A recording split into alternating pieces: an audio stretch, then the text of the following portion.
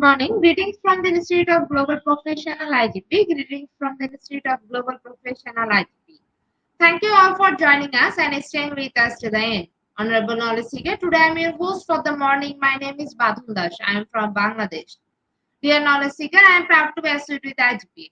IGP is a social and ISO certified international educational and training institute. In last 3 years, we already served 35 million plus knowledge seekers from 100 plus countries. RGP is internationally recognized and globally accredited. We are connected to more than 450 plus profession and 4,500 plus organizations. In Institute of Global Professional, IGP is a training faculty for skill development, which was founded in 2020 and is generating competent candidates to meet demand in the global labor market by providing professional qualification. The Institute of Global Professional is an educational institute that provides social work globally recognized and reportable, with serves student and community resource providing holistic social work and education. We believe that it's not effective training is one skill just by for informal education. So we provide effective training and consultation to generate professional generation all over the world. We distribute our services locally, nationally, internationally to student job seeker, job holder, and also for learner, the respective campus location and distance learning platform. We are an occupational and dependable institute. IGP is one of the famous online institutes from all over the world. Our vision is education is not a business product, it's a part of our human rights. Based on our vision, we are trying to reach all corners of the world for free webinar, seminar, courses, award, quiz competition, mentoring, and counseling, etc. On the other side, we are also trying to offer more than 100 premium services for free, like Create Own Portfolio website, Resume Builder, cover letter, motivation letter, and one knowledge platform for gathering general knowledge which can upgrade all day. Kids learning game website, free course, convert sites, and many more. We help to empower you to learn to meet their expectation and dream and become highly skilled people. We implement several training program, webinar and offline online courses for youth and learner by professional trainer, speaker and coaches. Our sessions are conducted by globally renowned professionals to develop all kind of youth and to promote the education of their abilities and personalities. Spreading knowledge is crucial for the Institute of Global Professional. We believe that knowledge is love and light and vision. So we try to understand the needs of today's generation and we serve them with good research and practice methods. We must have a genuine concern for the learner we represent. More diversity, growth, and innovation are required to lead a session with professionalism, passion, and integrity. IGB members are committed to offering effective best quality service and continual improvement so that individuals who seek information can improve their skill level and value. Before we move to the next, let me remind don't forget to share, tag, and mention your friend in the comment box. Your support is very valuable for us. Thank you. Before we move to the next, let me remind don't forget to share, tag, and mention your friend in the comment box. Your support is very valuable for us. Thank you. Moving to the next with your continuous support. You already completed 1662 webinars successfully. Moving to the next with your continuous support. You already completed 1662 webinars successfully. Dear IGP speaker, participant, and well wisher, at this moment, this is a very important message for you all. We change and design our website www.eduigp.com. On this website, we have surprise for everyone. Hope you will be benefited. We already launched our new website where you can find all our previous activities together with lots of new features. But one strong point is that without an account or logged in, you cannot enjoy our services. So create your account for once with profile information. Note that with profile information, you will enjoy all data with business and you cannot do anything here. From now on, you have to participate in live quiz competition on our website. We replace slide. You have to join directly on our website. Now you can take all of our previous webinars with verified e-certificate. Now it's easier and time oriented because after the session, we will not provide you any code for certification. You have to take part in one exam. After that, if you pass, you will receive your certificate, otherwise not. But you can take part in an exam unlimited till you pass. If you are an IGP speaker, then you can download all your previous certificate, speakership certificate. If you are a host of IGP, then you can download your certificate of gratitude. If you are an online live quiz competition winner, you can download all your previous certificates. If you are selected for a lifetime membership, then you can download a certificate of lifetime membership easily. Besides this, if you participate in an award function which organizes combined support with IGP, you can download that also. You can instantly prepare and download 18 types of instant certificate from our website within a minute. Certificate of Global Professional Membership, Certificate of Global Influences in the Pandemic, Certificate of Active Knowledge Seeker, Certificate of Social Activities in the Pandemic, Certificate of Achievement IGP Knowledge Seeker Campaign 2020, 2021 and 2022, Certificate of Participation Webinar Series 1, Authentic Assessment in Teaching Learning. Certificate of Participation Webinar Series 2, Teaching English as a Foreign Language and Assessment. Certificate of Participation Webinar Series 3, Digital Classroom Engagement Tools. Certificate of Participation Webinar Series 4, The New Trend in Education. Certificate of Participation Webinar Series 5, Upskilling Organizational Leadership and Managerial Skills. Certificate of Participation Webinar Series 6, Trend and Innovation in Mathematics Education. Certificate of Participation Webinar Series 7, Research Comprehension Approach. Certificate of Participation Webinar Series 8, Art in Teaching a Special Program in the Art. Certificate of Participation Webinar Series 9, 21st Century Tool in Teaching Mathematics. Certificate of IGP Corporate Ambassador, Certificate of IGP Campus Ambassador, which you can prepare and download within a minute. From now on, you have to participate in 1000 plus international level quiz with verified e-certificate. Teaching tips for teacher, health tips for parents, health tips for teens, gamification tools for teacher. You can join IGP alumni. You can check out our 50 plus premium services website for free and many more. Dear IGP well-wisher, we promised previously, but lack of technical issue, we are late sending you on this time. This is a great opportunity to collect your previous condition. We solved all issue from our website. Now you can enroll, reset password, everything. You can check your dashboard for all web details. It's a cordial request to check our button and pages on our website. Surely I can say will be benefited. Thank you, but note that without an account or logged in, you cannot enjoy our services. At present, we are going to start our 1663 webinar, which name is Emotional Intelligence. And today our speaker ma'am name is Dr. Anjuman Nazir. She is from India. Before I hand over the stage to our speaker, ma'am, also share a very little bit about her. Assistant Professor, Department of Electrics and Commission, Rajiv Gandhi College of Engineering, Research and Technology, Chandrapur. Now, very important moment for me to invite our speaker to IGP with her presentation. Now, very important moment for me to invite our speaker to IGP with her presentation. Hello, ma'am. Good morning. Good morning, ma'am. Ma'am, please present your presentation. Okay.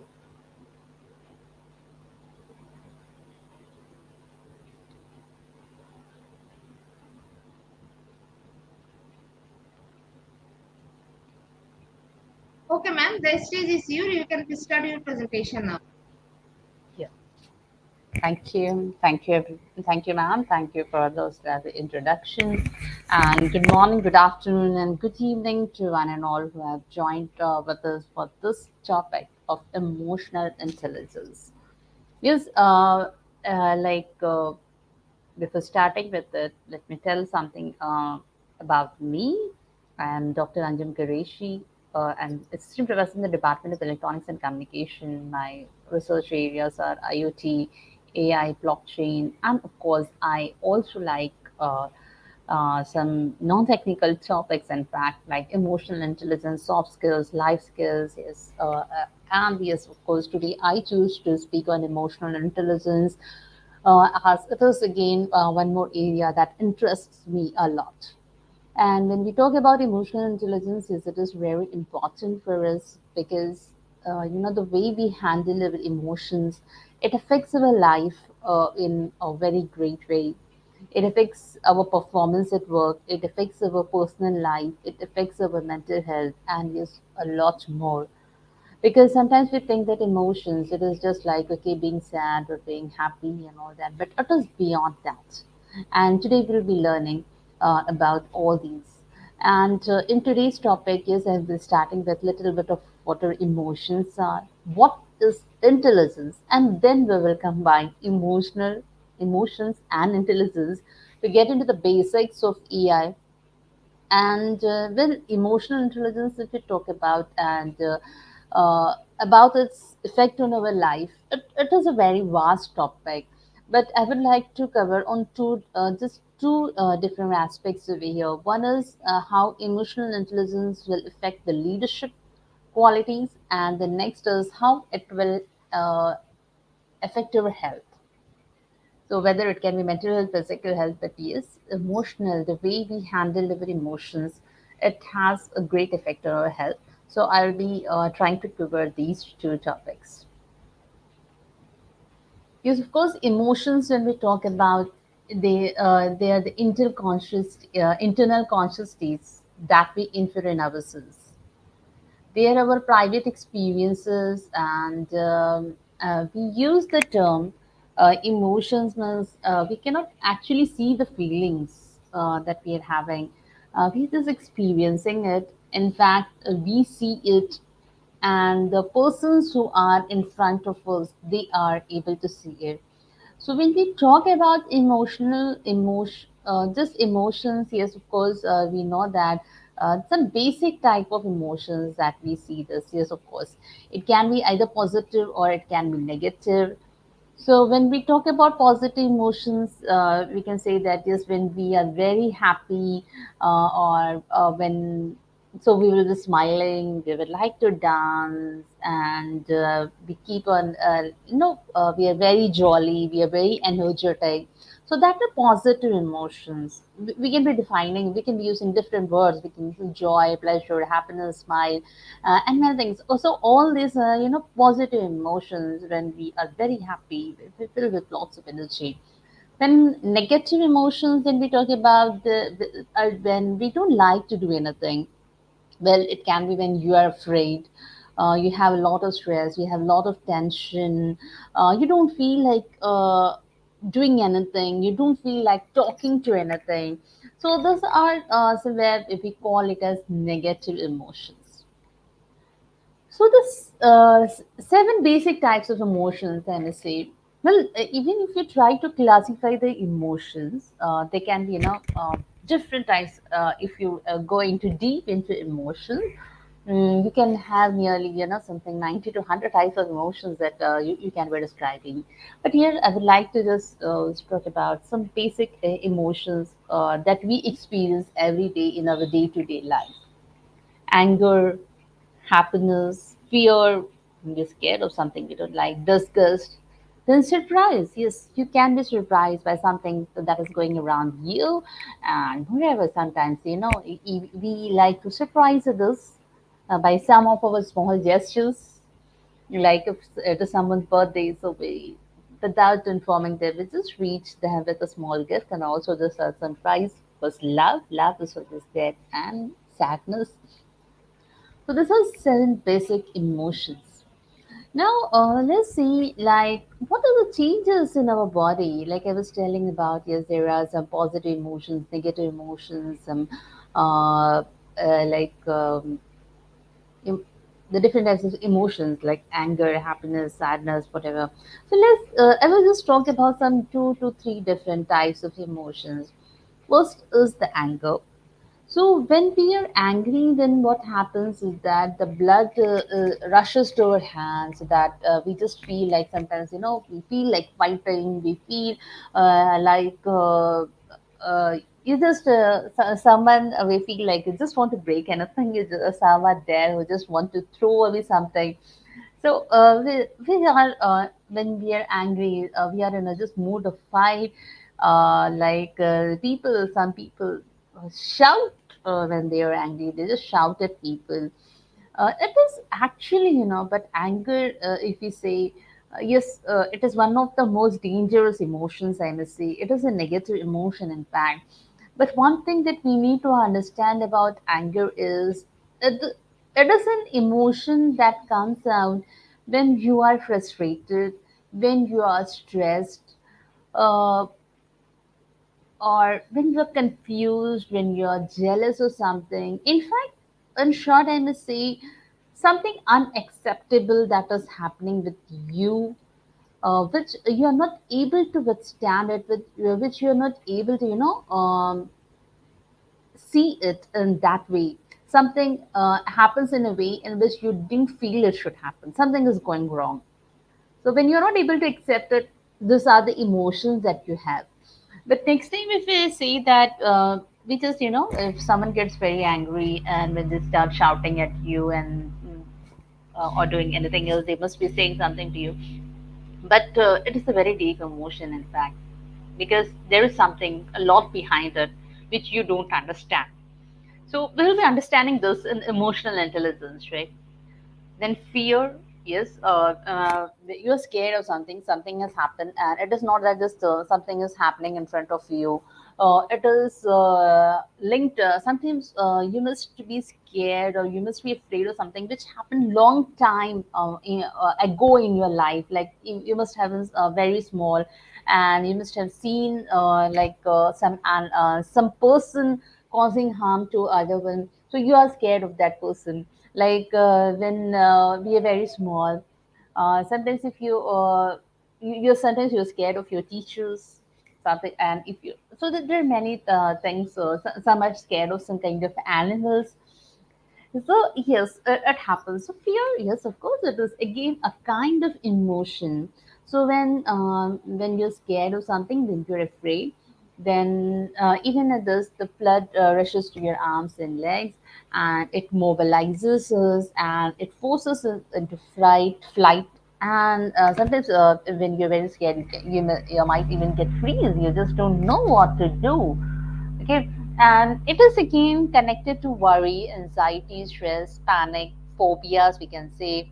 And when we are scared, even at that times, you may express it in the form of an anger, like you're scared. Like for example, if you have to go to a presentation, it is and you may scared to do the presentation, in fact, and someone just comes and you don't want many people to come around you, and you said, why did you come here, just go away from here.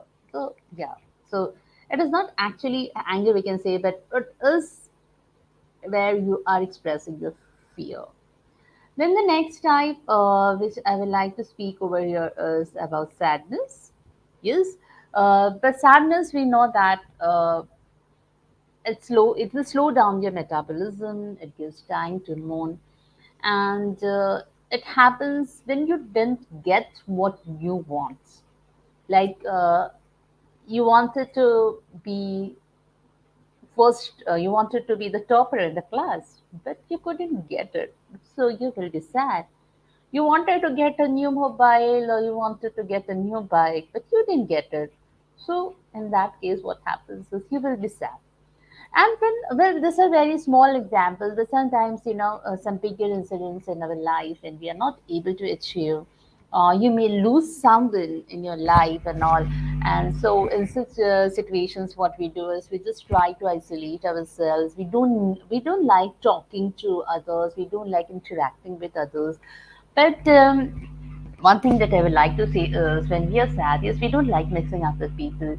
But when you are sad, it is good to actually get connected to people at that time.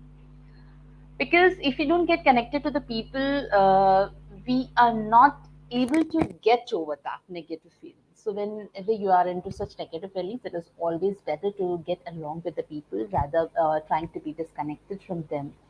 And sadness is again related to depression, shame, disappointments, regret, guilt, embarrassment, and insecurity.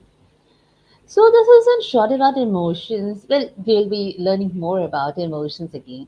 And let me just come to this word intelligence, because today our topic is when we are mixing these two terms, emotions and intelligence, right? So, intelligence, if you say, it refers to the ability to understand complex ideas, adapt effectively to the environment, to learn from our experiences, and to overcome our obstacles. Because yes, of course, when we are living in this world, our life is going to be full of obstacles, full of challenges. So how you are going to overcome it? So that is intelligence.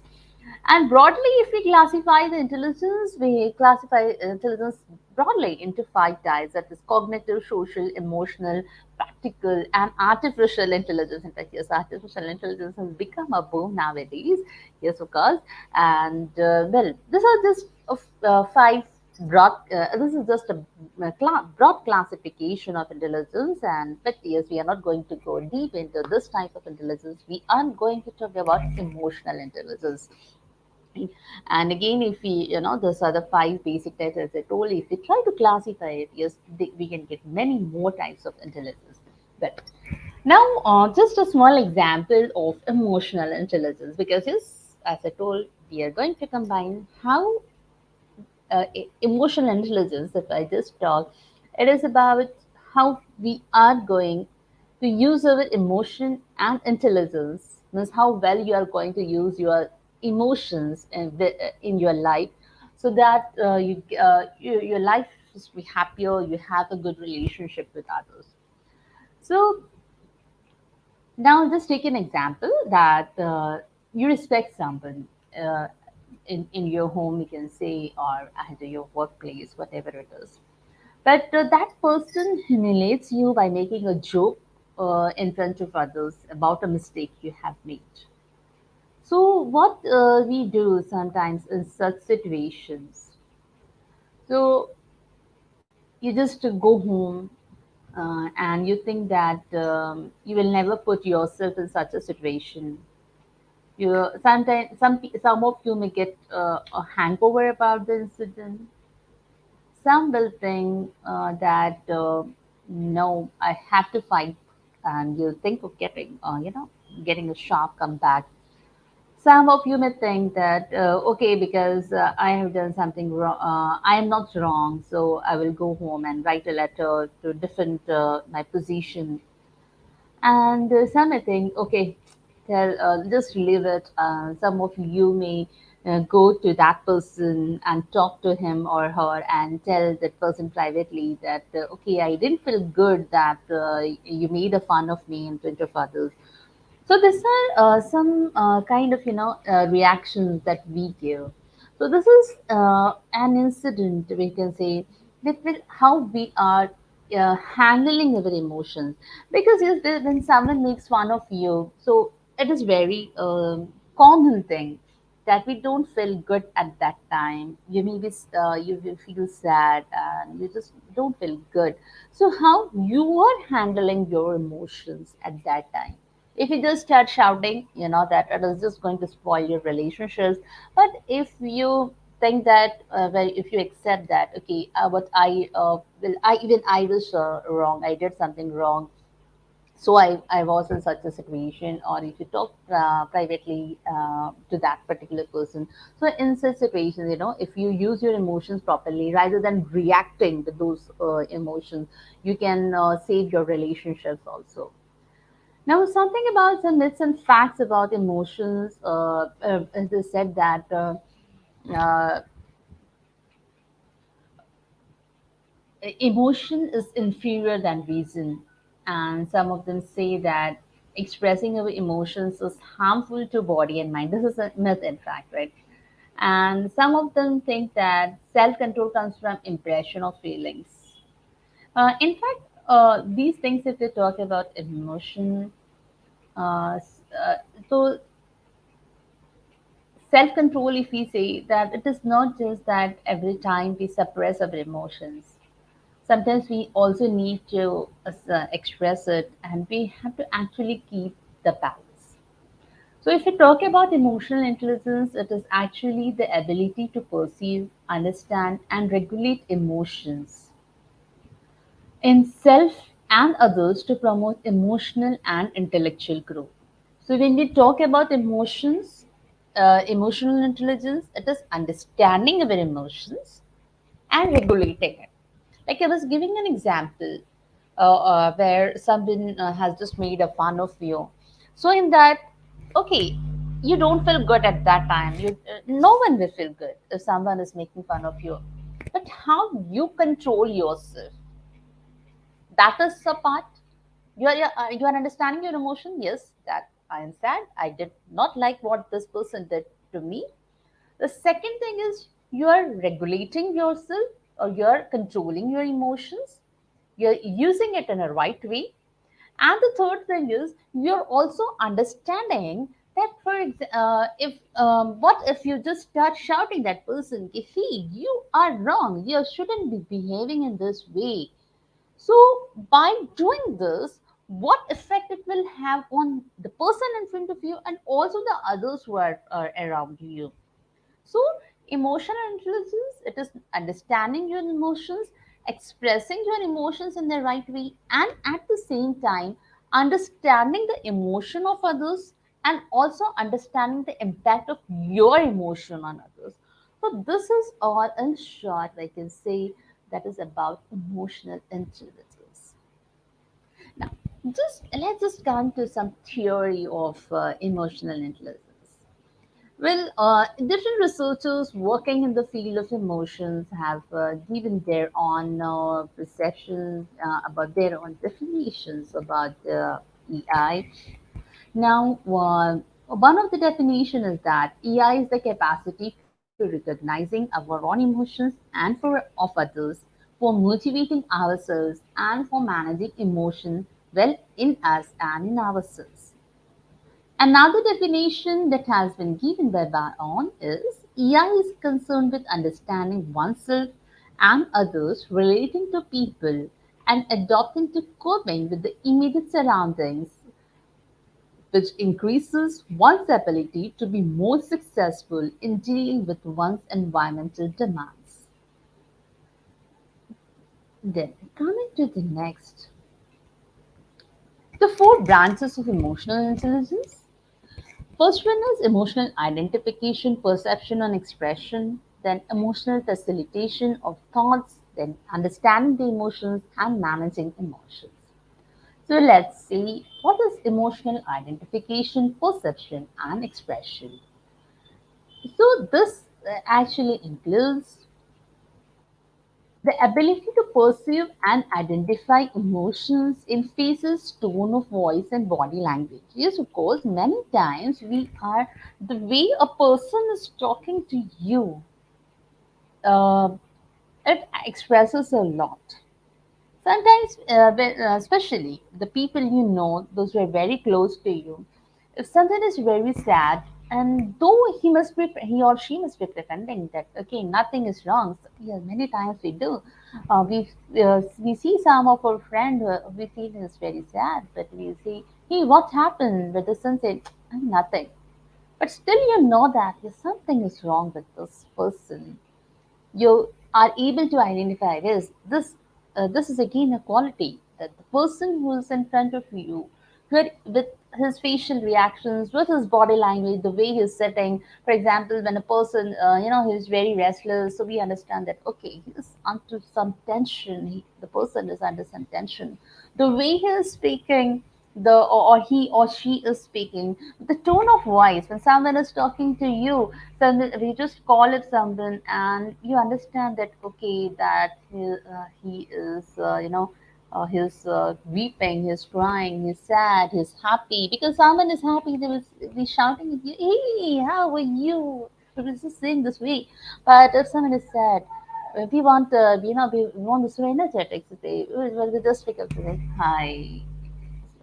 So that is the tone of voice, and you should be able to identify that.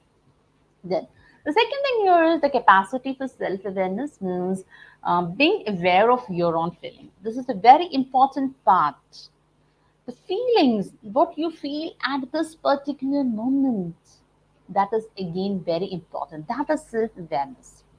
And the capacity for emotional literacy means being able to label the specific feelings in yourself and others, and being able to discuss emotions and being able to communicate effectively and directly. Yes, like if you didn't like what a person said, so in that situation, you should be able to communicate to that person. Even I said earlier, if you just go and shout, no, you're not going to do that. But if you don't like something, just just wait for someone or 2 days or something. Just take your time and then go on. Because if you just react at that time. So here I would just like to say, instead of reacting, try to respond. Uh, because if in such just difficult situations, if you just react, of course, there is going to be a fight. But if you just take for sometimes half an hour or 1 hour or some 1 or 2 days, and then you go and talk to that person. Okay, that day you said so and so, and this I don't like it. Uh, so might be because after a certain time, even that person he must have cooled down, or he or she must have cooled down. That person must have cooled down, and you have cooled down, so you can talk better. So that is communicating effectively about your emotions. Then emotional facilitation of thoughts, the ability to incorporate feelings into the analysis and the potential of your feelings to guide you what is important to think about. Yes, this is again a very important task because sometimes what we do is we just mix up our emotions. Like for example, some incident just happened at your home, and you're very disturbed due to that. But you go to your workplace, but you're already disturbed. So what you do is we just keep on thinking about that. We just keep on thinking about something that happened at your home, and when you go to your workplace, so you just you behave in a different way. Sometimes you don't either you don't talk to people, or you are very rude to the people, because why it is happening, because you're just thinking of some unwanted incident that took place at your home. Even in the reverse situation, it is possible that in the workplace your boss must have shouted at you, and you're very angry about that, but you cannot shout at your boss, of course. So what we do is we just go to here, when we return home, we will shout at our family members. So this is what is happening is we are just we are not using our emotions in a proper way. So this is again very important, that very that what I said, that feel your potential of your feelings to guide you, what is important to think about. So when you are at home, think about your personal life. When you're at your work, think about your professional life. So here and when in both the cases, you have to manage your emotions. You don't try to mix your emotions. Then I know it is very difficult because we are human beings. We are not the perfect, the saint or all kind. It is it is difficult. Speaking is very easy for me to balance your emotions, but still we should try it. It makes our life more peaceful. Then emotional understanding. It is an ability to solve emotional problems, identify and understand the interrelationship between emotional thoughts and behavior. And it is also the ability to understand the value of emotions for the survival of the species. This it is emotional understanding means when you had a conflict, so you should know that how you are going to handle that conflict. Because yes, when you are having a conflict, it has a lot of emotions, we can say a number of emotions that are involved with your thought process, with your behavior, and not only your thoughts and behavior, with everyone that is in contact with you at that time. So yes, you should know how you are going to handle it. Then the next thing in this is about the emotional management. So you should take responsibility for one's own emotions and happiness, and you should able to turn negative emotions into positive learning and growing opportunities. And it is also the ability to help others and identify and benefit from their emotions. So whenever you are in a position where you're facing some negative emotion, so you should be knowing how to be in that situation. Now, there is a very famous quote which has been said by Daniel Goleman, because he's a person doing great work in the field of emotions. He says that we are being judged by a new yardstick, not just how smart we are or by our training and expertise, but also how well we handle ourselves and others. So, like I said, that when we in the emotional intelligence, I will be speaking on two different things here. That how it affects the leadership qualities and how it affects the mental health. So I will just be coming to it. So yes, emotional intelligence, if we say, it is an important key to leadership in future. But this conclusion is more a function of belief and values than based on traces that we can see today. Because today's public environments and people issues are far too complex to return to a top-down, power-based style leadership. Because what we used to see earlier, whenever we say something of a leader, We what we think is, especially about some in a leadership position, you are a boss, you are in charge, you are a principal of some college or some school. So what we accept is from leadership, and we talk about, we just think about this kind of qualities like, okay, you should be very brave, you should be bold, you should be tough, and you should be having a strong sense of purpose and resolve. But let's see what actually is leadership. Because nowadays, if we see, because we are living in a world, when we talk of human rights, and we see everyone is equal in front of law, in front of God. So yes, today in today's world, we can't just go to that old concept of leadership where a leader is going to rule. Because nowadays, we talk about leadership where a leader is expected to carry everyone along with him or her, and to involve everyone. So today's workforce, if you see, it does not accept the autocratic style that is often adopted by leaders following historical models of leadership. Leadership, if we talk in today, nowadays, if we talk about present terms, it has to evolve to match a growing sense of democracy and independence in the workforce. And employees, they have far more options than the foot soldiers of yesterday. So, and leaders, if we talk about today's leader, they now need to manage and lead to an empowered workforce and go beyond the consultative, cooperative, and democratic styles of today. Some of the new demands of some of the new demands, if we talk about leadership, it includes first one, consultation and environment. Yes, that is again very required. That because but leaders sometimes get criticized for not having and communicating compelling vision and purpose. Yes, this is a very important quality where you should involve everyone, those who are working with you. If you are in some leadership position, working and the leadership position, you cannot just impose things on others. You cannot take your own decisions, and you cannot impose those decisions on others. You have to consult the people around you, and you have to involve them. But leaders are still expected to take full responsibility when things goes wrong.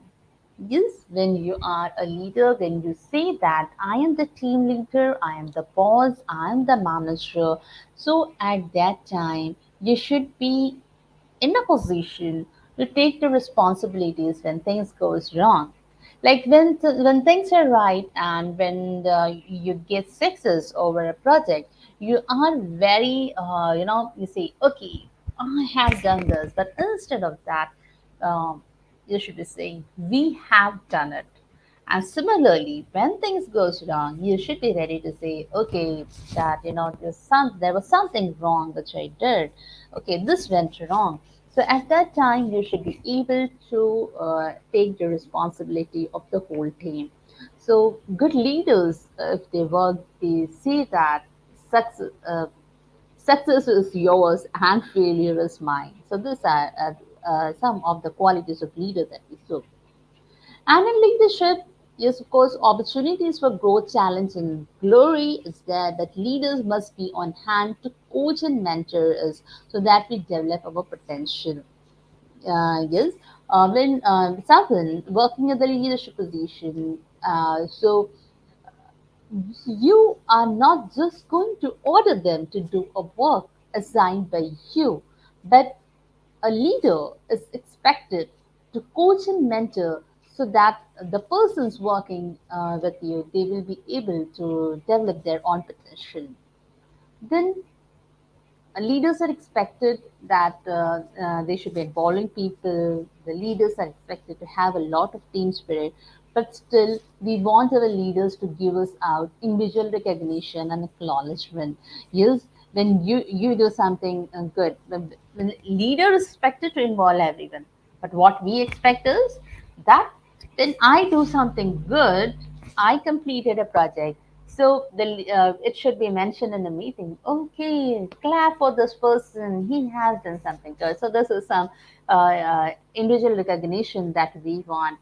This one, there's some kind of situation. So how we are going to manage when we are in such situations, right? So of course, when someone is very good to us, always very good to us, always say, okay, you're very good, you did this thing right, and all. When someone says this, so of course that person is to be good, but and we say that nice is a good thing. So my next question is being only nice every time say you're good and not reacting? Is it that easy? And secondly, is it that helpful always? Okay. So remember that it is no longer enough to lead by virtue of power alone. Leaders, if we talk about, we need more than ever to appear nice and we need renewed leadership agendas. So emotional intelligence does not fit the classical historical models of leadership. Then five essential components of emotional intelligence. And that self-awareness, self-regulation, and self-motivation, they're related to ourselves. Then empathy and effective relationships that when related to others. Because I told you, when you talk about emotional intelligence, it is not only about understanding and expressing our emotions in the right way, but it also means to understand the emotions of others. So, when we talk about emotional intelligence, first we are going to have some personal benefits. You can have great career success. You can be having good relationships with others. In fact, not just good, but strong relationships that mm, last for very long, long lasting relationships that we can say. And you will be optimistic, you'll be always positive, and it will increase your confidence level. And with all these things, when you achieve success, when you have good relationships, when you're always positive, you are confident, this will all lead into a good health. So, yes, emotional intelligence is required. So, it actually promotes good health. Then, professional benefits of emotional intelligence. If you are an emotionally intelligent person, then you will be having effective leadership skills. You will be have a good communication skill. Your communication will be proper because you are handling your emotions and you're talking to others. You're not mixing up your emotions, so you will be able to have a good communication. Good communication is not, I am talking about the communication skill is like public speaking and all, but communicating with the people, right? Even if you don't like a particular situation, but still you are talking to others in a way that you just don't let others what is happening behind you. So that is improved communication. And when you communicate by using your emotions properly, then you will be having less workplace conflicts, not only workplace, even in personal life, and you'll be having better problem solving skills. And if you talk about handling your emotions at the workplace, so due to all this, like due to your leadership skills, due to your good communication, due to having less conflicts with the people around you, and your better problem solving skills, so obviously you will be having increased likelihood of promotions at the workplace. So what is leadership? So leadership, if we have it is having three different things, three different parameters we can say. One is self-alignment, the other is integration, and the third is working with others. So, self alignment, it is nothing but the self understanding, resiliency. When we are talking about others, working with others, it is related to relationship skills, then our communication, then how a leader is able to coach and mentor others, and also actualizing vision. For the integration part, if we see, it involves customer orientation, business acumen, the project leaderships, and managing the change.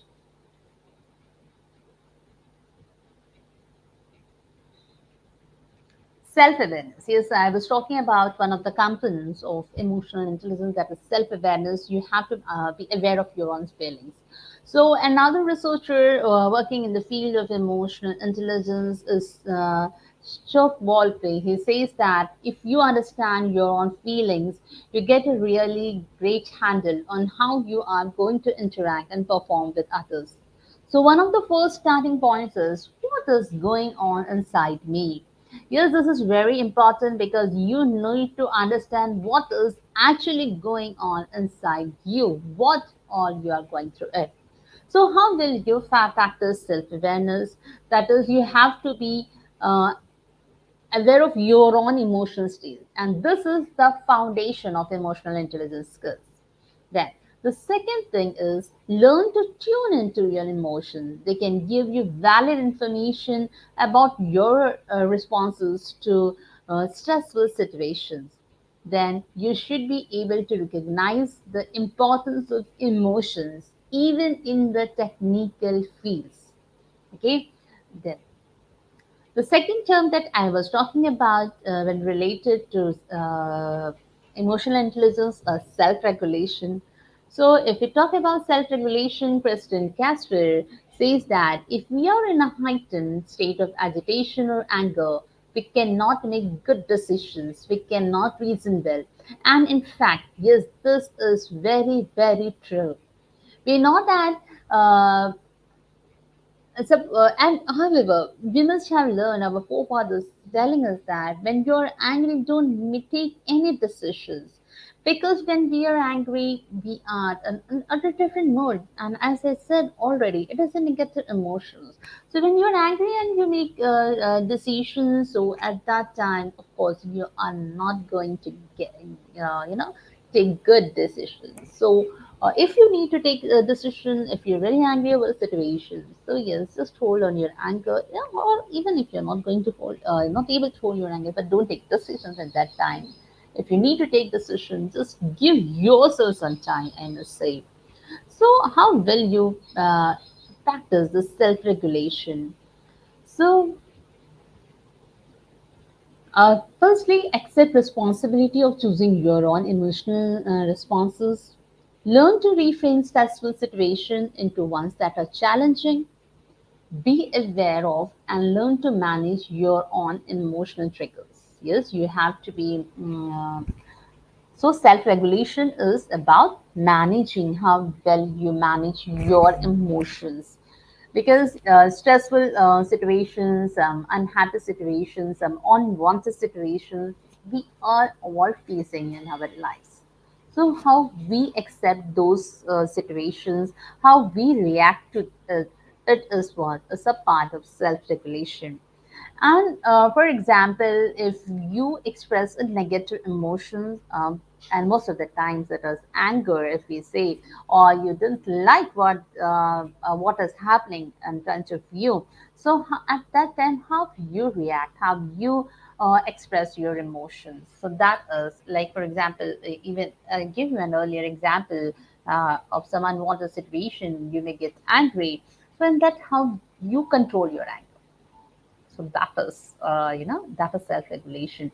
And sometimes we see that especially you feel that in some situations you get very emotional, like sometimes, if we see so there are some who see a very emotional scene which is going on in a film, or sometimes you just angry, you get angry. So what makes you angry? So this is emotional triggers, we can say, or you become very emotional. So you just need to realize what are those situations which trigger your emotions. So you need to realize that. You need to, work on yourself. The third part of emotional intelligence here is self motivation. So, self motivation, if we talk about Dr. J.P. Pavlov, right, says that high performers are those who are able to see with some clarity to what degree they are responsible for a setback and to what degree it may be circumstance or other people, and as a result, they are able to be more persistent. So, how well you practice self motivation? Yes, we have to be, when we talk about self awareness, self regulation, you have to keep yourself motivated. So, you have to recognize the emotions that affect your performance. Like if you are sad, then how you give your performance at the workplace, how you are working. So yes, you have to recognize the kind of emotions. When you are happy, how you're working. When you're sad, how you're doing the same task. Or when you're angry, how you work at that time. So this is how recognizing the effect of your emotions on your work. So, in this, if you want to practice self motivation, you have to identify your explanatory style. And when there is some kind of setback, rather than asking what's wrong with me, instead ask what can I fix? Because we always waste our time. In fact, we just give a lot of time. Okay, what has happened to me? What has happened to me? What did I do? Why is this happening to me? Why only me? Instead of that, when you are in some bad situation, just think about how you can solve the situation. Don't waste your time thinking about the problem. Give Devote some time or give some time to think about finding a solution to the problem. Yes, and work to achieve your flow state, being in the moments with work does. The next is empathy. So empathy is, yes, of course, getting into the shoes of others, we can say sometimes, right? So if people will stop for a moment, here's a quote by Daryl and Greg, who says that if people will stop for a moment and put themselves in another person's shoes, it will help them modify their own behavior. It will help them develop relationships with those people. So, and yes, practicing empathy. Practicing empathy means recognizing, responding appropriately to the emotions of others. So here I'm coming to the second part. We talked about self-awareness, regulations, and motivation. Then we are talking about our emotions. Now the empathy, when we talk about, it is not. It is actually understanding others, understanding the emotions of others, understanding the situations of others, and in other situations when we are in this present, we think about only understanding what we are going through, but empathy is what others are going through, and what if you would happen that situation, how would you react? So by expressing empathy, you also create empathy in others. So when you practice empathy, it is like you can say, we just even inspire others to be empathetic. We realize that the emotion that impacts such measurable goals as productivity and safety. The next thing is effective relationships. And Daniel Goleman again says that, and so there is a real payoff.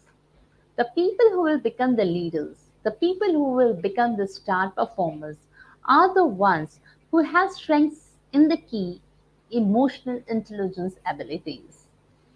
And if you want to create effective relationships, you have to employ all your emotional competences: awareness, regulation, motivation, and empathy, so that you are able to influence and convince others. You are able to build consensus and support for team goals. You are able to motivate and inspire yourself and others to achieve those goals, and you're able to build trust and demonstrate trustworthiness. So, when I talk about trustworthiness, I will just talk in detail about this. Trustworthiness, if we talk about it, is um, useful in both personal as well as organizational lives, we can say. And in this, there are actually two different things, that is about character and the competency. When we talk about characters, it relates to integrity, your maturity, abundance, and mentality. And we talked about competence, it is about technical, conceptual, and interdependency. And yes, when you are able to balance this, then it what is called as the wisdom. So here I would like to next, yeah, this is something very interesting. When you talk about emotional bank accounts, so here when we talk about banks, we know that of course there are we deposit and withdraw money in a bank account. But here I would like to talk about emotional bank account. So emotional bank account, if we talk the deposit side as something which we should try to use, we should try to inculcate, we should try to use it daily. And the things that I have listed under withdrawals, these are some of the things that you should be avoiding to call yourself an emotionally intelligent person.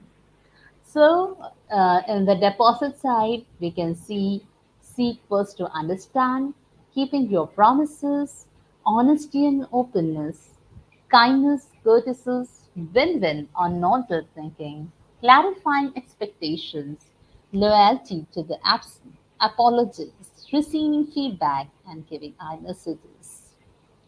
Then, withdrawal side, yes, the giving an I and you messages, if you see, here sometimes when something go wrong, what we do is we blame others, right? We are not able to accept it. So this is again what I was talking about the leadership side.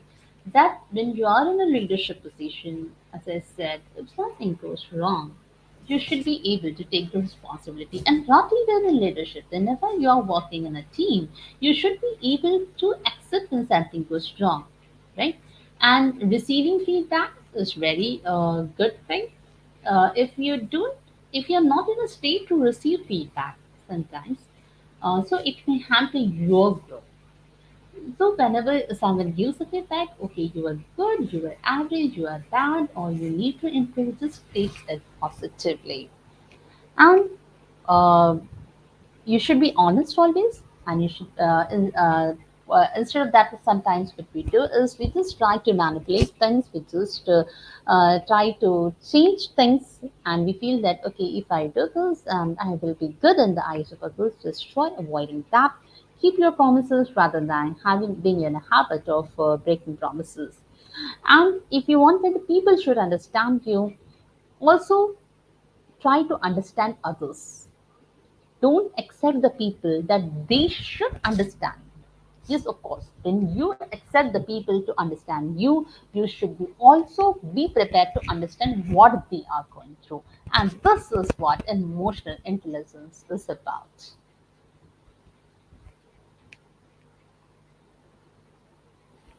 And a very important message: if you're a high level professional, you probably needed an IQ. Yes, earlier we talked about intelligence quotient, right? But nowadays we are giving equal stress on emotional quotient also, or emotional intelligence also. So if you're a high level professional, you probably needed an IQ or 120 or so, or simply to get educated and get your job. But now it is more important to be able to persist in the face of difficulty and to get along well with your colleagues and your subordinates. And emotional intelligence here, if we talk about, it is to have an extra 10 to 15 points of IQ. And this holds true in most professional occupations.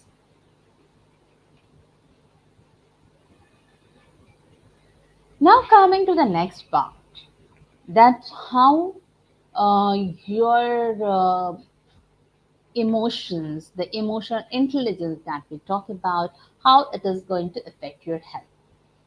And especially mental health, I would like to talk about, yes, because we people are very aware, very much aware about the physical health. And but we leave aside the mental health. Mental health, we didn't give so much of importance to mental health, but after the pandemic, especially, there are increasing cases of mental health, and that especially in the youth. So, here I would like to talk about how emotional intelligence is going to affect our health.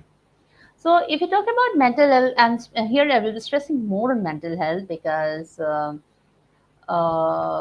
sometimes we think that how this EI and health are interrelated. So, yes, of course, here we are going to learn that. So, if you talk about mental health, has been defined by many people in many ways. Yes, as I was talking about EI. In fact, any field in this world, if you say, researchers will be defining it in their own ways. But for me, the understanding of mental health is just like the harmonious growth and development of one's personality, and how well and how balanced is your personality is to deal with the everyday demands of life. For example, you're upset at home due to a conflict with your partner or kids or any family members. Of course, you love all of them. So, what you do is you don't react the way you should, and then suddenly you left your office. So, when you reach the office, and suddenly you found an empty glass on your table, and you rang the bell, you call the peon, and then you blast at him with lots of anger. So, now imagine how will be the situation. So thereafter, then the suddenly the peon goes out of the scene saying too many things to himself, like there must be something wrong with this person, right? So by reacting towards the peon, like I was taking an example, we are making our day full of anxiety, tension, and stress. You are creating a climate of frustration, so which causes the whole atmosphere full of anger, dissatisfaction, etc. So, in the process, what you are doing is you're spoiling the day for yourself and also for others around you. So, if this kind of behavior continues, probably the man will be mentally sick or psychologically heavily disturbed after some time. So that creates an indication that how a person should behave at workplace and what should be the mental state of affairs. And particularly the people who are in the teaching profession like me, I would like to say the teaching is going on. Uh, uh, you will find some people will be talking to each other, some people were chatting on mobile. So this kind of behavior or unwanted behavior is a sign that students is not in your control. So what would be the way out? What will be the role of emotional intelligence in bringing that behavior into the classroom situation to make it effective in academics? Now, can you imagine that some people say even intelligent people can display stupid behavior? Yes, of course. Many. For us, intelligent people are the ones who are working at very good positions, in fact, or who are very good at studies. So, yes, it is possible. But how it becomes a stupid behavior because, yes, of course, you are not able to control your emotions, you are not able to express your emotions properly, and of course, that becomes an stupid behavior. And in fact, we have found even this even with celebrities. A press conference is going on, and suddenly someone gets up and asks some questions which hurts the celebrity. So you can see many such incidents where the celebrities react; they just get angry, and it happens. Okay, so a person is full of tension, anger, and anxiety, and this is definitely not a good state of mental health, and it happens in our everyday life. For examples, early morning you get up having a cup of tea over tea table, but suddenly you got a hot argument starts from there, and see the rest of the day, uh, like you're angry in the morning, and this anger you carry out throughout the day. So, what will happen after this? People often say that deficient emotion skills may be the reason that many marriages end in divorce. Yes, because you're not able to control and you express your emotion, you're not able to react to your emotions, you're not able to understand the emotion of others. When you are in a relationship, then you don't understand what the other is going through. You are imposing your feelings on your partners. You're imposing your wishes, your desires on your partner. So, when you both don't understand each other. So yes. And this is happening. This is the reality. In fact, if we see the young ones nowadays around us, the divorces is increasing. And the main reason is you are not able to control your emotions, you are not managing your emotions properly. Then you think that the family is the first priority. But what if your family will be full of disturbances? Yes. So here you need to be, again, you need to control your emotions. And it is very, to control your emotions, to use your emotions properly, of course, you have to be emotional intelligent. So here I would like to talk about some models related to emotional intelligence. First is given by Mayer and Salopi, who says that emotional intelligence is the set of abilities that account for how people's emotional perception and understanding vary in their accuracy. More formally, they define emotional intelligence as the ability to perceive and express emotion and thought, understand and reason with emotion, and regulate emotion in the self and others. Some of the major areas that are covered under this model are perception and expression of emotion, assimilating emotion in thought, understanding and analyzing emotion, and reflect regulation of thoughts. The other model that has been given in the field of emotional intelligence is Baron. This says that emotional intelligence is an area of non-negative, non-cognitive capabilities, competences and skills that influence one's ability to succeed in coping with environment demands and pressures. And the major areas that are included in these models are interpersonal skills, adaptability, stress management, and general mood. The third one, which has been given by Goldman, it says that emotional intelligence includes self control, zeal, persistence, and the ability to motivate oneself.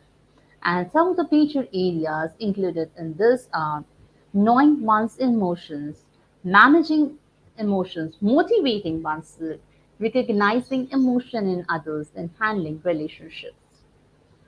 Now, there are two terms which we generally use. We call someone smart, we call someone dull. So why does it happen? So we say that then we call someone dull. So what does that makes the person smart? So what are those criteria or what are those parameters that we classify the persons as smart or dull? So when we classify a person as a smart or dull, smart, so one of the criteria may be, of course, the confidence. When we see someone who is very confident, we see that okay, he is a very smart person or she is a very smart girl. So anyone who expresses himself confidentially, very clearly, with clear expression, good presentation, well dressed, thoughtful, thorough understanding of the topic, we say that the person is very smart. Whereas if there are persons who are afraid of facing others, who are afraid of talking to others, that means that their confidence level is low.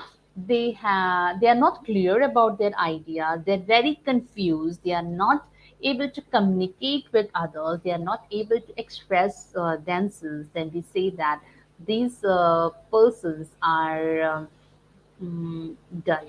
This is general classification. So here, when we classify someone as smart or dull, so again, there are four important measures that are related to the emotions. That is awareness of your emotions, how you are expressing it, and how aware are you about the emotion of others, and how you are managing the emotions. The first thing here is yes, of course, assessing yourself. A person who is able to express himself, yes, you should be able to express yourself properly. Positive or negative emotion, it doesn't matter, but you need to express your emotions sometimes.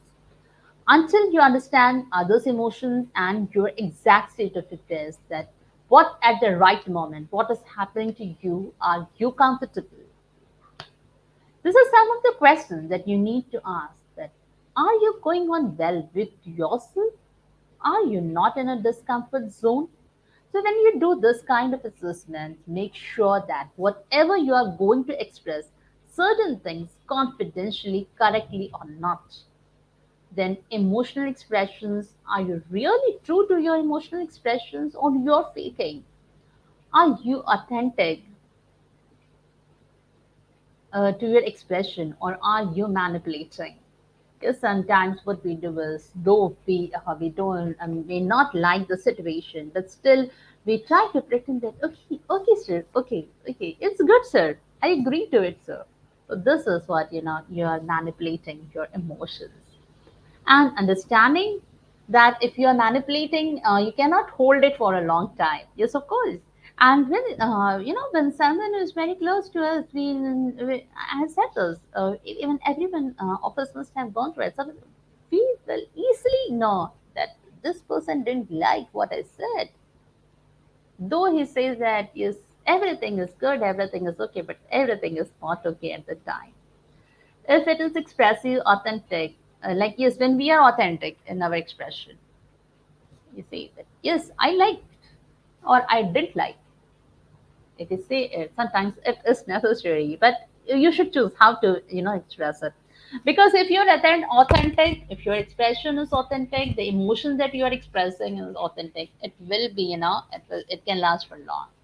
It will be expressive. It will sometimes, and they're spontaneous entering. So yes, that is what it's called as emotionally accurate.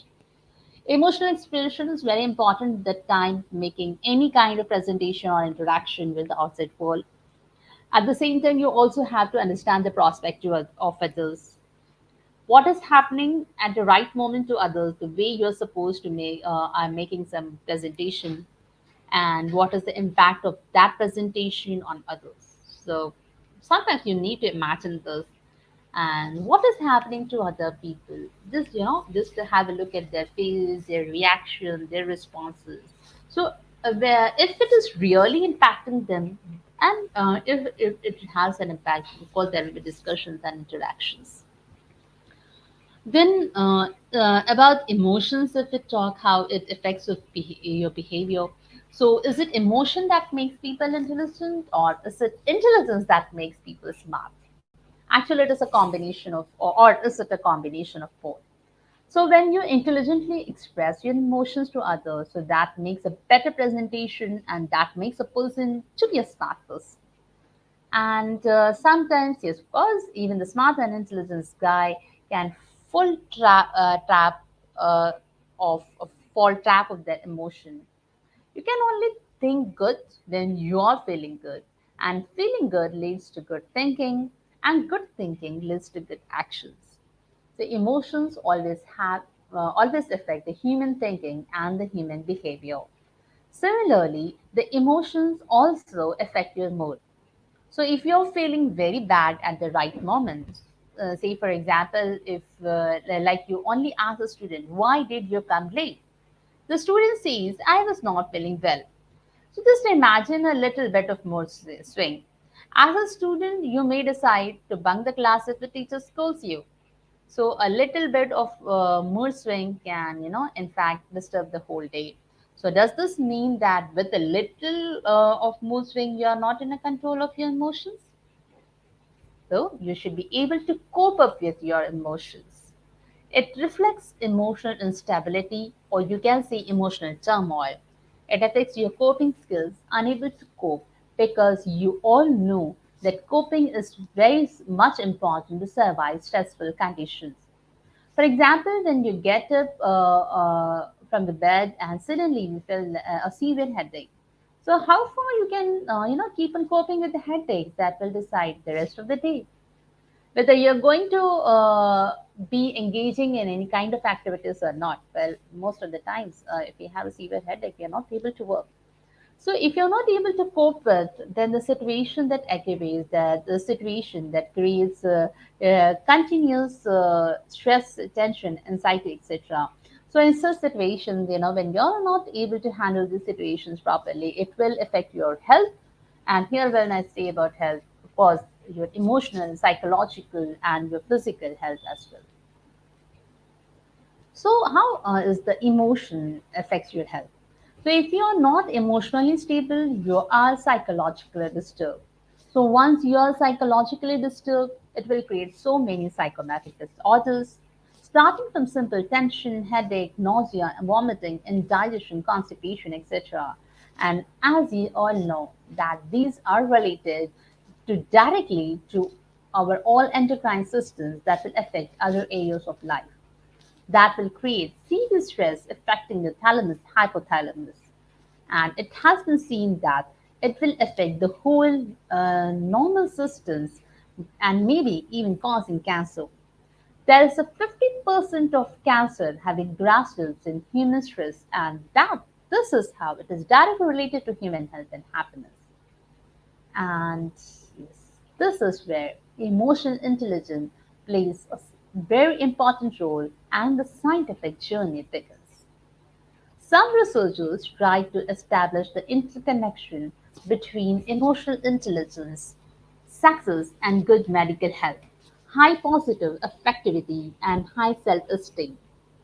They also try to project the overall interactive model of how life events affect the human life and how it distills or affects our adaptation process, and that adaptation process decides life. For examples like mental health relationships at work, the success at school physical health.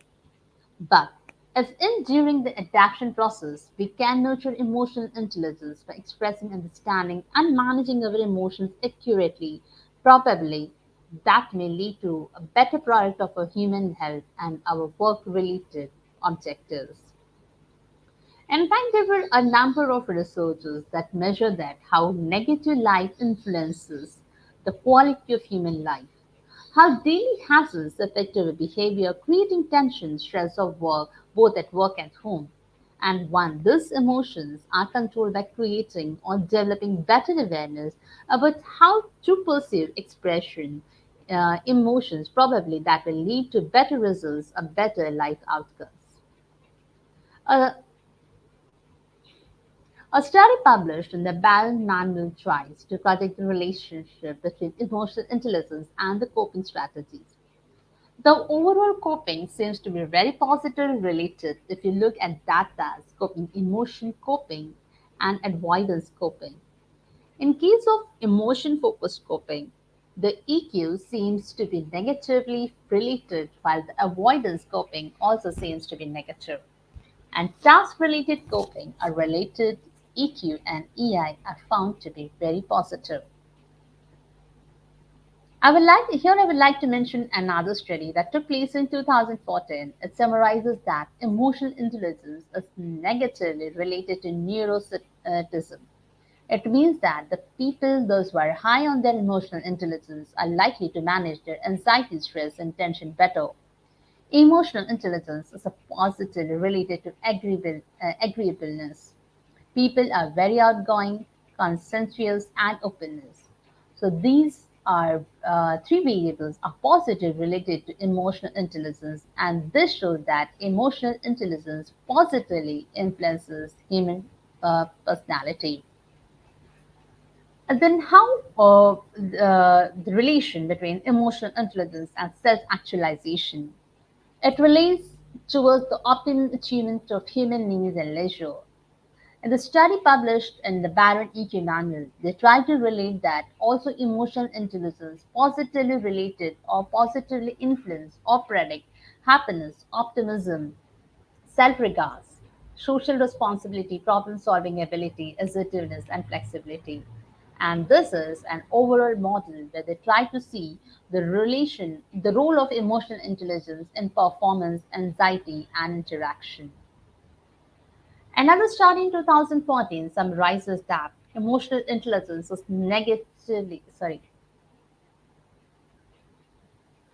activeness and happiness. So, yes, of course, there are scientific reasons behind it. The people who contribute positively towards their life will feel satisfied and they will be happy. A positive contribution enhances longevity of human beings, so that is in form of counting one's blessings and maybe in some random act of kindness when you are showing an act of kind behavior to others. Now, for example, you see an incident where the people were badly injured and you thought of uh, helping them and sending them to hospital. So when you have this kind of behavior, so it alters one's perspective about oneself or how you are showing a sense of kindness about your behavior. So that brings some sort of satisfaction in your life, and you know, the world in general, and therefore intentional activities that has some direct bearing on sustainable happiness. So the circumstances that you go through, yes, the circumstances and the emotions, and other factors that affect your emotion or your life, the circumstances. So if a person is living in a climate of distress and mistrust, revengefulness, attack, terror, etc., so that is likely to affect your life. And if a person, not only your life, but the way you handle emotion, and if a person is living in an environment or a family or an organization that is full of peace, full of tranquility, love, and affection, so that person is likely to be more comfortable, more happy, and more helpful, and would like to change the work place for lifetime. And so, so if we talk about this situation, so the kind of atmosphere you live, it is likely to impact your human health and happiness and personal experiences. Then if you go through some traumatic experience you have in life, that will also impact the sustainable happiness. If you're subjected then within good terms with your success, so that is likely to enhance your sustainability. But if you are successively or continuously attacked one after the other traumatic events, so these traumatic events will suppress your feelings of happiness, and then you may start realizing that you are a very disgraceful person on this earth. And you look beautiful, you and people, so this is an example. If you say like you're looking beautiful, you're wearing something good, and you get this appreciation with the people that, oh wow, you're looking very good today, you're looking blissful, you're looking awesome and all that. So you get a sense of satisfaction at that time. So inner satisfaction is there, and that enhances one's sustainability in terms of general livings. And there are findings that support that. Set point contributes 50% at what level you fix your set point of happiness. Then intentional activities also contribute close to 40% uh, uh, uh, uh, close to 40, and in fact circumstances also 10%. So this will actually vary from culture to culture. And EI, if in the long term of promotion of mental health, so of course, diagnosis we can see for employee and organizational counseling and stress management. So for the treatment for this will be psychodiagnostic profiling of people with medical. And when we are not able to control our emotions, we can be going under not only physical problems, physical health problems, but also mental health problems. And yes, of course, if you're not able to handle your emotions, you'll be having a lot of stress, you'll be having a lot of anxiety, and this may relate it to some deadly diseases like the cancer, heartness. It's a critical illness on the classifying as cancer, heart disease, and AIDS. And so prevention is that parenting techniques should be improved and developing emotionally relevant curriculum for education. So here, just I would like to, before ending my presentation, just in short about how to train yourself to be emotionally intelligent. The first one is teaching life skills and social emotional competences, in which you can talk, discuss, and promote assertiveness, self confidence, decision making, emotional self awareness, and social skills. Then the next thing that can be done is health promotion, problem prevention, and risk reduction skills. You should help the people to avoid alcohol, tobacco, drugs, violence, then premature sex behavior, delinquency, suicide, and promote positive behavior.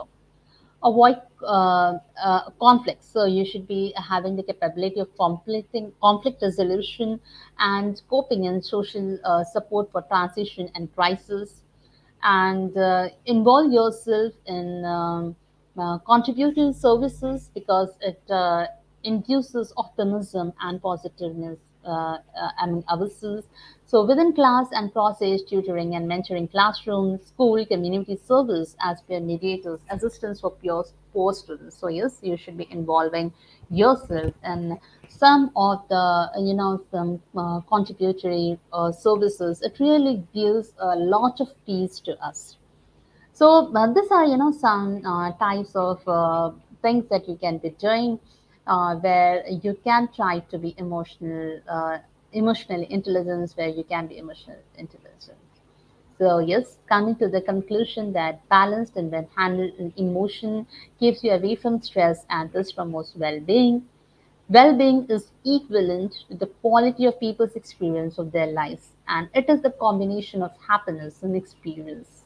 So happy life and meaningful life. So both contributes to one's well-being.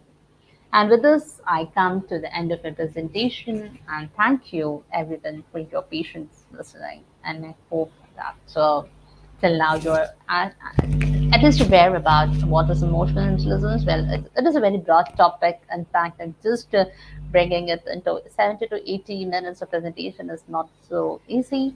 So thank you everyone. And thank you to the Institute of Global Professionals for this wonderful opportunity to share some knowledge about emotional intelligence. Thank you, one and all.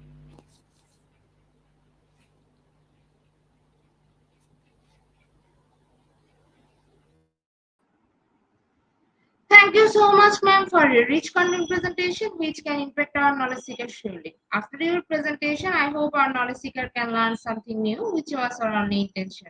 Learn and grow together, IGP Knowledge Seeker. Once again, thank you so much, ma'am, for your presentation.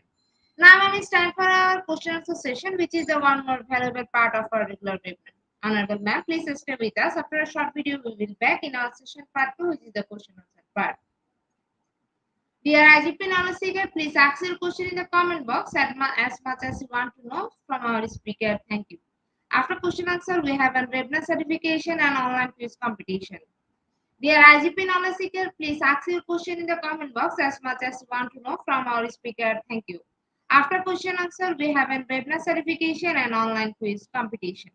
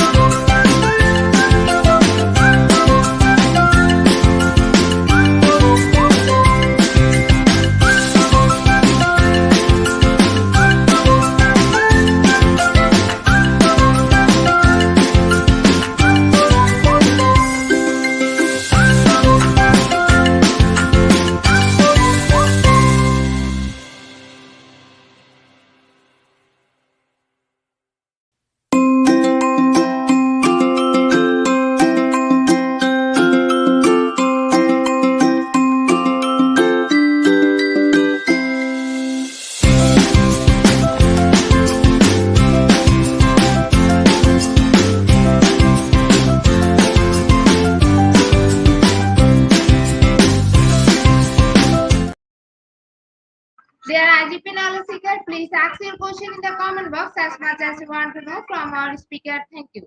After question answer, we have a webinar certification and online quiz competition.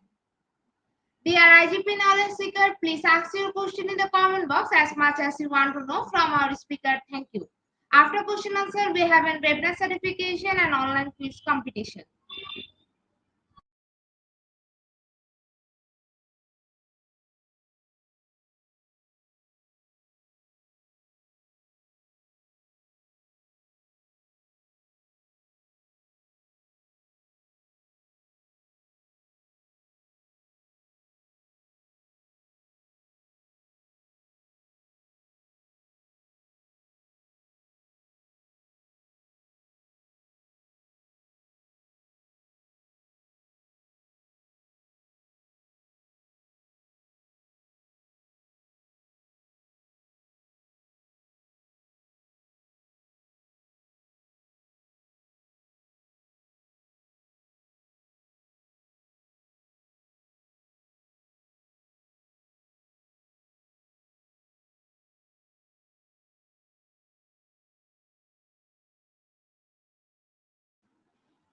Ma'am, I think after your wonderful presentation, our participant can understand the topic very clearly. That's why no questions from our participants.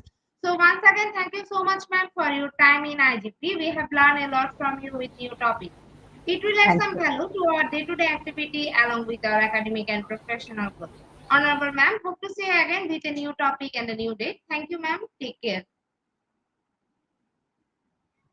Honorable ma'am, before we move to the next webinar certification process, if you want to leave this studio, you can. Dear IGP Knowledge Seekers, time for the webinar certification process, the most attractive and powerful part of our regular webinar. After a short video, we will start our webinar certification. After webinar certification, we have an online quiz competition and quiz certification. Dear IGP Knowledge Seekers, time for the webinar certification process, the most attractive and powerful part of our regular webinar. After a short video, we will start our webinar certification. After webinar certification, we have an online quiz competition and quiz certification.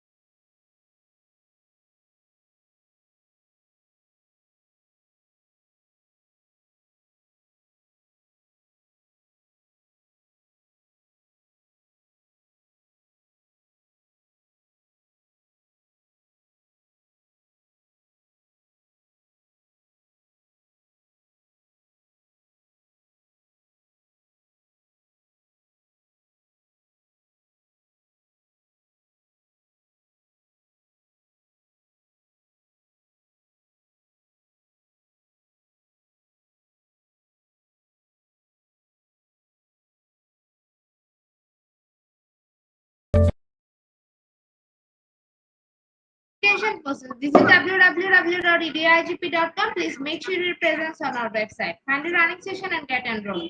After watching covering part 1, click Move to the next, which is the learning test passing mark 80%.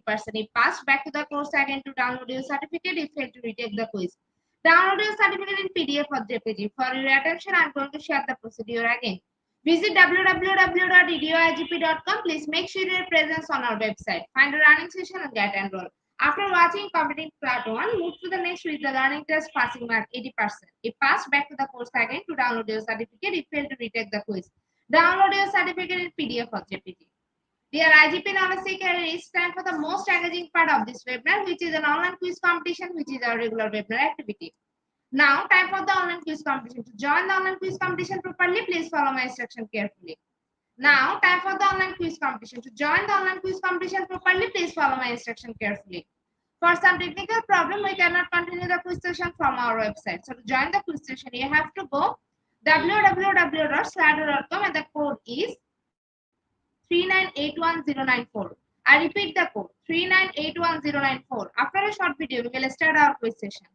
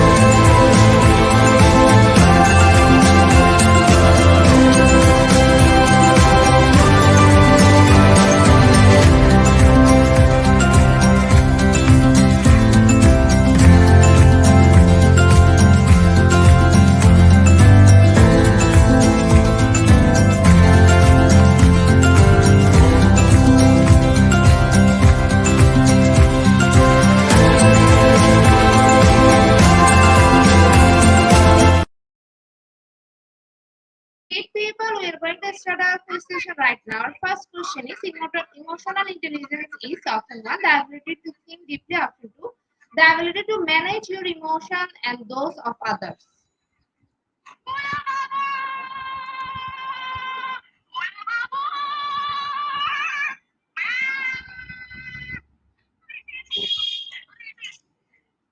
Option 2 is the right answer. 89% people are right here in the leaderboard.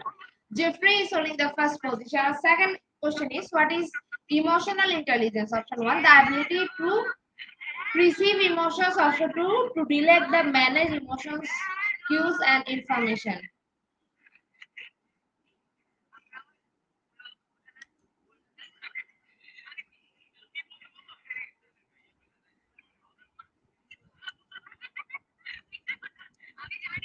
Option 2 is the right answer. 89% people are right here in the leaderboard. Jeffrey is holding the first position. Our third question is, people with high emotional intelligence tend to be option 1, talkative. Option 2, successful.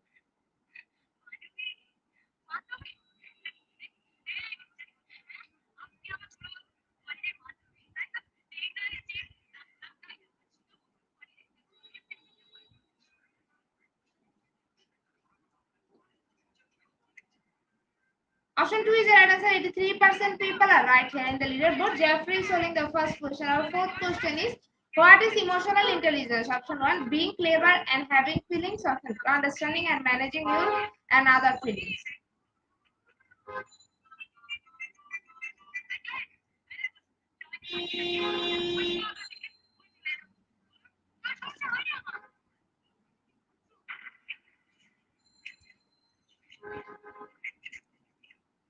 Option 3 is the right answer. 97% people are right here in the leaderboard. Jeffrey is holding the first position. Our fifth question is, how many general skills are there in emotional intelligence? Option 1, 6. Option 2, 3.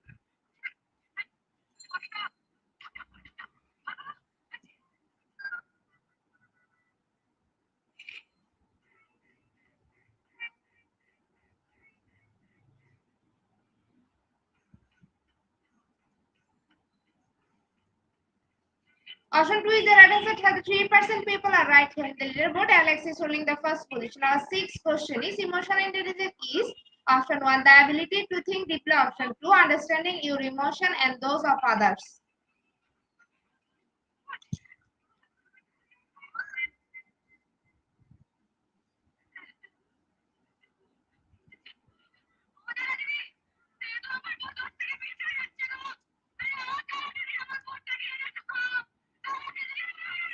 Option 3 is the right answer. 100% people are right here in the leaderboard. Alex is holding the first position. Our seventh question is, emotional intelligence. Option 1, the ability to control your own emotion. Option 2, the ability to recognize their own and other people's emotion.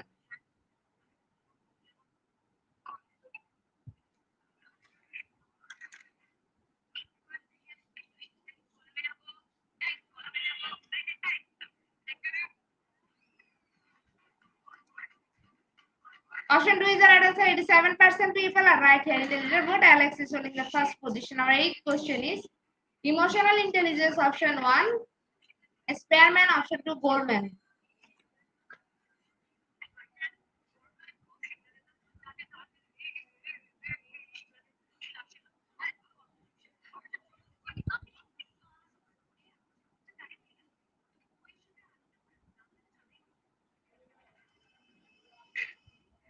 Option 2 is the right answer. 65% people are right here. In the leaderboard, Flami is holding the first position. Our ninth question is, emotional intelligence involves option 1, being a team player. Option 2, identify how you and other are feeling.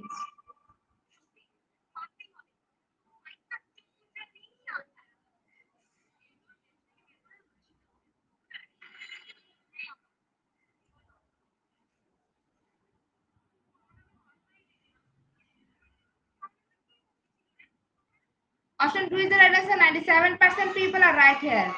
In the leaderboard, Flami is holding the first position. Our last and final question is, emotional intelligence includes emotional regulation. Option 1, true. Option 2, false.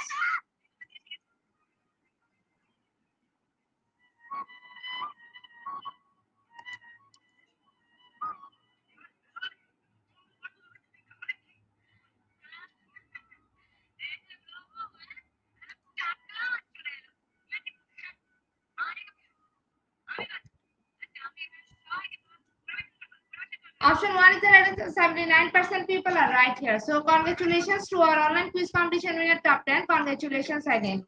We will take a few minutes for finalizing the result. After that, we will issue our online quiz competition certificate on our official Facebook page and group Institute of Global Professional. Congratulations to our online quiz competition winner top 10. Congratulations again. We will take a few minutes for finalizing the result. After that, we will issue our online quiz competition certificate on our official Facebook page and group Institute of Global Professional. Congratulations to our online quiz competition winner top 10. Congratulations again. We will take a few minutes for finalizing the result. After that, we will issue our online quiz competition certificate on our official Facebook page and group Institute of Global Professional. At the end of our session, we can say, properly feed your skill. Never stop learning, cause life never stop teaching us. Be happy and stay safe. See you again and again. We want your participation in every program. If you want to live a happy life, try to a goal, not a people or things. Albert Einstein. Before I say or hit the unlike button, I can also thank all IGP Knowledge Seeker for your active participation as always. See you again in the next session. Thank you.